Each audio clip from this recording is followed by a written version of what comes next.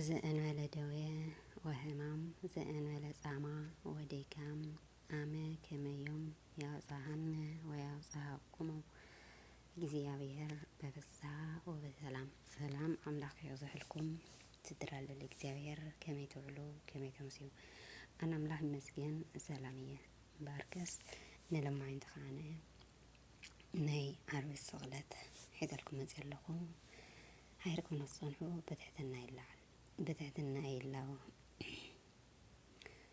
ወኦቶ ነጻ ደዌነ ወጻረ ህማምነ በሐቂ ነሱ ደዌና ተቀበለ ህማምና ውን ተሸከመ ኢሳያስ 53:4 ዝወሎ ልዑል ቃል ዓብይ ነብይ ኢሳያስ አርሕቁ ብትንቢት መነጽሩ ዝረአየ ድማ ብዕለተ ዓርቤ እንሆ ከምዚ ሎሚ መዓልቲ መፈጸምታ ረኸበ ማለት እዩ።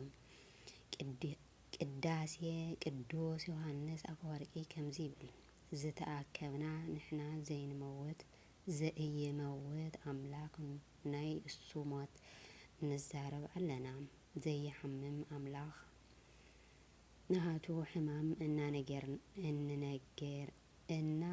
ነገርና አለና ምስ ደቂ መዘምራቱ ዝተቀመጥናላ ሽዑ ለይቲ በአቡኡ ፍቃድ ብርእሱ ፍቃድ ብሰብነቱ ንሞት ሃበ ኩለን ዝሓዛ ሒዝዎ ኩለን ዝገዝአ አሰርዎ ናይ ህያው ናይ አምላክ ወዲ አሰርዎ በኃይሊ ጎየታትዎ በፍቅሪ ሰዓብዎ ከዓ ከም ዝሕረድ የዋ በጊዕ ተኸቲሎም ናጎተቱ ወሰድዎ ሊቃነ መላእክቲ በመፍራሕን በመንቅጥቃጥን ኣብ ቅድሚኡ ዝቆሙሉ በአደባባይ አቆምዎ ኃጢአት ይቅረ ዝብል ሓጥእ በልዎ ብመኳንንቲ ዝፍረድ ንሱ ፈረዱሉ ንሱራፊል ናይ ክብሪ አክሊል ዝገበሩሉ ንኡ ግና ናይ ዕሾኽ አክሊል ደፍኡሉ ንችሩ ናይ ግርማ ልብሲ ዝአልበሶም ንኡ ግና ንመቀለዲ ቀይሕ ልብሲ አልበስዎ ችረው ብሓዊ ክንፊ ተኸዲኖም ኣብ ቅድሚ ክቆሙ ዘይኽእል ንኡ ግና ክፉእ ባርያ ኢዱ አጽኒዑ ገጹ ጽፍዕዎ ናይ መላእክቲ ሰራዊት ብምፍጻም መፍራህ ዝሰግድሉ ሰባት ግና እናተሰቆ ብቅድሚኡ ሰገዱ እዚ ዝኣክል ትሕትና ከመይ ዝበለ ትሕትና እዩ እዚ ዝኣክል ትዕግስቲ ከመይ ዝበለ ትዕግስቲ እዩ እዚ ዝኣክል ስኽ ምባል ከመይ ዝበለ ስኽታ እዩ እዚ ዝኣክለ ምሕረት ከመይ ዝበለ ምሕረት እዩ እዚ ዝኣክል ሰብ ምፍቃር ከመይ ዝበለ ፍቅሪ እዩ ሓይሊ ውልድን ፍቅርን ካብ ዝፋኑ ሰሓቦ እስከ ዓሞት አብጽሖ በደል ዘይብሉ ከም በደለኛ ሰቀልዎ ህይወት ዝሰርዐ ምስ በደለኛታት ቀበርዎ ንአዳም ዝፈጠሩ አእዳው ብመስቀል ምስማር ተሰሚሩ ወዮ ብገነት ዝመላለሱ አእጋር በመስቀል ሚስማር ተሰማሩ ወዮ በአዳም ቅድሚት ናይ ህይወት መንፈስ አፉ ዝበሉ አፍ ምስ ሓሞት ዝተቀልቀለ መጺጽ ሓሞት ሰተዩ ወዮ ናይ ወድን መከራ ዝናገር አፍ ከመይ ዝበለ እዩ ከመይ ዝበለ ከንፈር እዩ ከመይ ዝበለ አንደበት እዩ ናይ ፍቁሩ ናይ ጎይታ ሕማማት ምስ ተናገረ እዋን ልቢ ይፍለ ህልና ይወቅዕ ነፍሲ መንቀጥቃጥ ይሕዝ ስጋ ደም ትደክም ዘይመወት ሞት ሞተ ክስዕሮ ሞት ምእንታና ዝሞቱ ክድሕኖም ሞት ዮ አማኑኤል አምላክ ዮ ኢየሱስ መድኃኒና ዮ ክርስቶስ ንጉስ ዮ ካብ ዕንጨቲ አውረድዎ አወዳት ቅዱሳን ጻድቃን ስግኡ ካብ መስቀል አውሪዶም ከም ሕጉም ብምግናዝ ክሩ ዝበሃል ጥዑም ሽታ ዘለዎ ንጹህ ሻሽ ገይሮም ገነዝዎ ንመድኃኒና ዓለም ኢየሱስ ክርስቶስ ኣብ ሓድሽ መቃብር ቀበርዎ መድኃኒና ዓለም ኢየሱስ ክርስቶስ ኣብ መስቀል ተሰቂሉ እንተሎ 5 ቅንዋተ መስቀል ዝበሃሉ እዚኦም እዮም ሳዶር አላዶር ዳናት አዴራ ሮዳስ እዮም ዝበሃሉ ምእንታ ኩሉ ሰብ ስለ ዝሞተ ብናይ ኃጢአት ምክንያት ሞት ገዚእና ኣብ ልዕሌና ሞት ነጊሱ ከም ዝነበረ ኃጢአት ብዘርኢ ምክንያት እናተመሓላለፈ ኩለና በአዳም ኃጢአት ምክንያት እንሞት ነበርና ንሕና ኩለና ድማ ብስጋ ሓሳብ ንነብር ነበርና ከምቶም ካልኦት ፍጥረታት ናይ ቁጣዕ ደቂ ነበርና። ነገር ግና እግዚአብሔር ብምሕረቱ በዓል ጸጋ ስለ ዝኾነ ኣኽቢርና ካብ ዓብዪ ፍቕሩ ዝተልዓለ ብበደልና መይትና እኳ እንተ ነበርና ናይ ዘለኣለም ህይወት ሃበና ናይ መንግስቱ ዜጋታት ገበረና ማለት እዩ። ጎይታናን ኣምላኽናን መድሓኒናን ኢየሱስ ክርስቶስ ስለ ዓለም ኩሉ ቤዛ ኮይኑ ኣብ ዕፀ መስቀል ተሰቒሉ ኣድሒንና እዩ። ብናቱ ሞት ናይ ዕዳ ሞት ብጃ ኮይኑ ህይወት ረኺብና ኢና።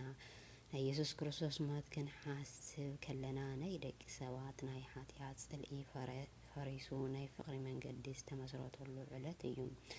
ሎሚ 27 መጋቢት እዚ ውህብቶ ከይንርስዖ እግዚአብሔር ኣምላኽናን ይርድአና ይሓልወና ብጸጉ ይደግፈና።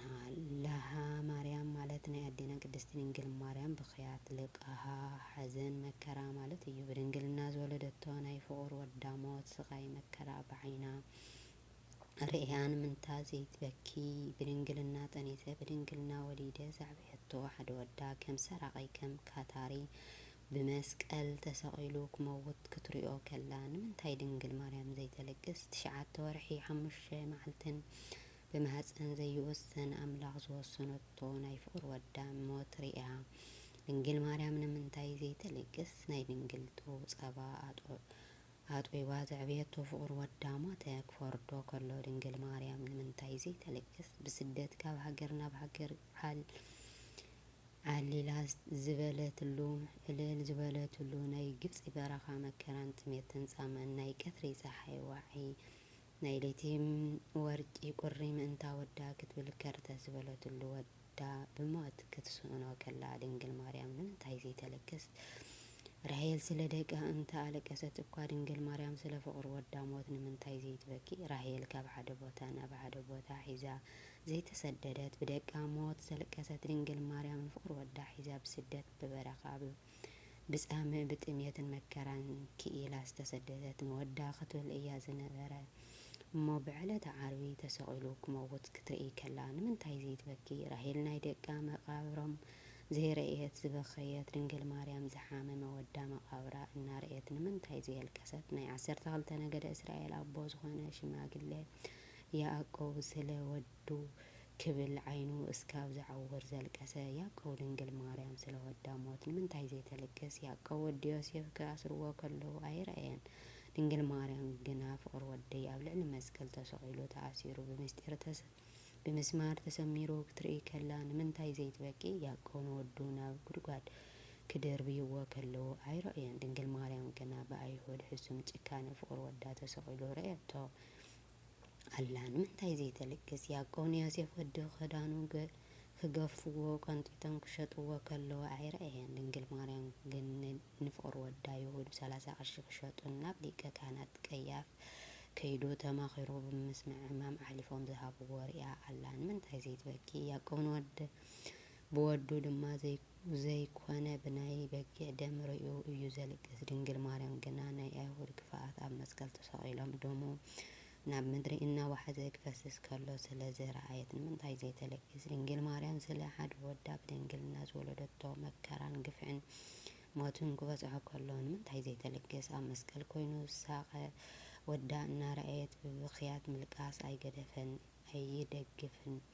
ኣይገድፍን እየ ከልቅስ እየ በለት። ሓቃዶ ሓቂ ሓደ ንሱ እንድዩ ወዳ ካብ ትውልዱ ጀሚራ ወደይ እናበለት ዘዕብየቶ ሓደ ንሱ ወዳ ዝበጽሓ መከራ ስቃይን ዝመረረ ስለ ዝኾነ ኣብ ቅድሚኣ ዝተሰቐለ ወዳ ገጹ ንገጹ እናርአየት ትበኪ ነበረት እሞ ድንግል ማርያም ንምንታይ ዘይተለቅስ? ዓርቢ ስቕለት ግን ንሕና ገና ሓጢኣትና እንተለና ክርስቶስ ምእንታና ሞይቱ እዩ እሞ እግዚአብሔር እታ ኣባና ዘላቶ ፍቕሪ ንዓና በዚ ርእዩ ኣሎ። ሮሜ ምዕራፍ 5:8 ዓርቢ ስቕለት ቤዛ ኩሉ ዓለም ድሕነት ንወዲ ሰብ ዝተፈጸመሉ ጎይታ ኣምላኽናን መድሓኒናን ኢየሱስ ክርስቶስ መስቀል ተሰቒሉ ፍቕሪ ሰላም ቅሳነት ረህዋ ዝሃበና ናትና ሞት ወሲዱ ናቱ ህይወት ሃበና እዩሞ ካብዚ ንላዕሊ ፍጹም ፍቕሪ የለን እዩ። ጎይታናን ኣምላኽናን መድሓኒናን ኢየሱስ ክርስቶስ ስለቲ ብቓላት ክገልጾ ክነገርን ዘይክእል ውዕለታ ፍቕሩን ዝኸበረን ዝተመስገነን ይኹን እግዚኣብሔር። ስቕለት ክርስቶስ ድሕሪ እዚ እቶም ወታደራት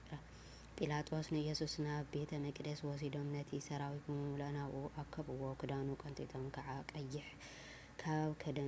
ካባ ከደንዎ። ናይ እሾኽ ኣክሊል ተኒጎም እውን ኣብ ርእሱ ደፍኡሉ። ኣብ የማናይ ኢዱ ዘንጊ ኣትሒዞም ከዓ ብቅድሚኡ እናተንበርክኹ ሰላም ኦ ንጉስ ኣይሁድ እናበሉ የላግጹሉ ነበሩ። እንትፍ ድማ በሉሉ። ነቲ ዘንጊ ኣሕዲጎም ከዓ ርእሱ ወቅዕዎ። ምስ ኣላገጹሉ ድማ ነቲ ቀይሕ ካባ ቀንጢጦም ክዳውንቱ ከደንዎ። ክሰቅልዎ እውን ወሰድዎ። ክወፁ ከለዉ ድማ ስምዖን ዝስሙ ሓደ ቄርናዊ ሰብኣይ ረኸቦ እሞ ንመስቀል ኢየሱስ ክጸውር ኣገድድዎ። ጎልጎልታ ትርጉም ሓምሓም ርእሲ ተባሂሉ ናብ ዝጽዋዕ ሰፈር ምስ በጽሑ ሓሞት ተሓወሶ መጺስ ወይኒ ክሰቲ ሃብዎ። ንሱ ከዓ ጥዑም ምስታይ ኣብዩ። ምስ ሰቐልዎ ነቲ ክዳውንቲ እፅ ኣዋድቕዎ። ኣውዲቖም ተኻፈሉ። ኣብኡ ተቐጢዑ ከዓ ይሕልውዎ ነበሩ። ኣብ ልዕሊ ርእሱ ድማ እዚ ኢየሱስ ንጉስ ኣይሁድ እዩ ዝብል ናይ ክሲ ጽሑፍ ኣንበሩሎ። ሽዑ ምስኡ ክልተ ሸፋቱ ሓደ ብየማኑ ሓደ ብጸጋሙ ተሰቐሉ። እቶም ብጥቕኡ ዝሓለፉ ዝነበሩ ህዝቢ ድማ ርእሶም እናነቕነቑ እታ ንቤተ መቕደስ ኣፍሪስካ ብ3 መዓልቲ እታሃንጽ ንስኻ ንባዕልኻ ሕጂ ኣድሕን ወዲ እግዚኣብሔር እንተደኣ ኮንካስ እስኪ ካብ መስቀል ወሪድካ እናበሉ የላግጹሉ ነበሩ። ከምኡውን እቶም ሊቃነ ካህናት ምስ መርማርን ሕግን ሽማግለታትን ኮይኖም ንኻልኦት ኣድሕን ንባዕሉ ግና ክድሕን ኣይኽእልን። ንሱ ንጉስ እስራኤል እንተደኣ ኮይኑስ እስኻ ሕዚ ካብ መስቀል ይውረድ፣ ንሕና ከዓ ብኡ ክንኣምን ኢና። ንሱ ብእግዚኣብሔር ተኣሚኑ እዩ። ኣነ ወዲ እግዚኣብሔር እየ እወ ኢሉ እዩ እሞ ዝፈትዎ እንተደኣ ኮይኑስ እስኪ ሕዚ የድሕኖ እናበሉ የላግጹሉ ነበሩ። ከምኡውን ከምቶም ምስኡ ዝተሰቐሉ ከርተት የላግጹሉ ነበሩ። እነሆ ካብ 6 ሰዓት ጀሚሩ ክሳዕ 9 ሰዓት ኩሉ ምድሪ ጸልመተ። እነሆ ካብ 6 ሰዓት ጀሚሩ ክሳዕ 9 ሰዓት ኩሉ ምድሪ ጸልመተ። ብ9 ሰዓት ኣቢሉ ኢየሱስ ኢላሄ ኢላሄ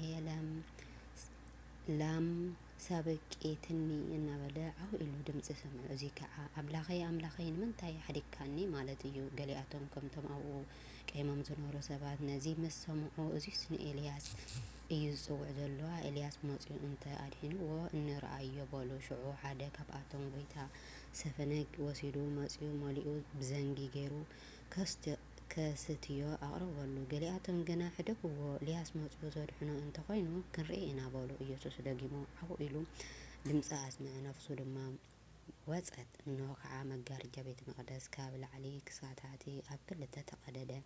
ምድሪ ተናወጸት፣ ኣኽዋሕ ድማ ተጨደዱ፣ መቓብራት ተኸፈቱ። ሞይቶም ዝነበሩ ናይ ብዙሓት ቅዱሳን ሬሳታት ድማ ካብ ሞት ተንሥኡ። ካብ መቓብሮም ወፂኦም ድሕሪ ትንሳኤ ናብታ ቅድስቲ ከተማ ኣተዉ። ብዙሓት እውን ተራእይዎም።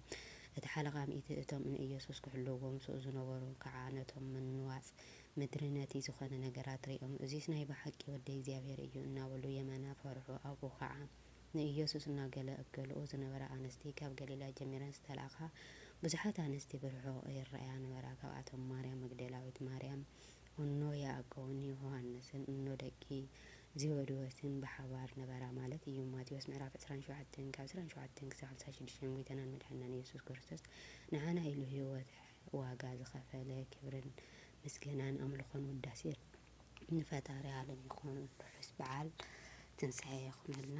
ወስብሐት ለእግዚአብሔር።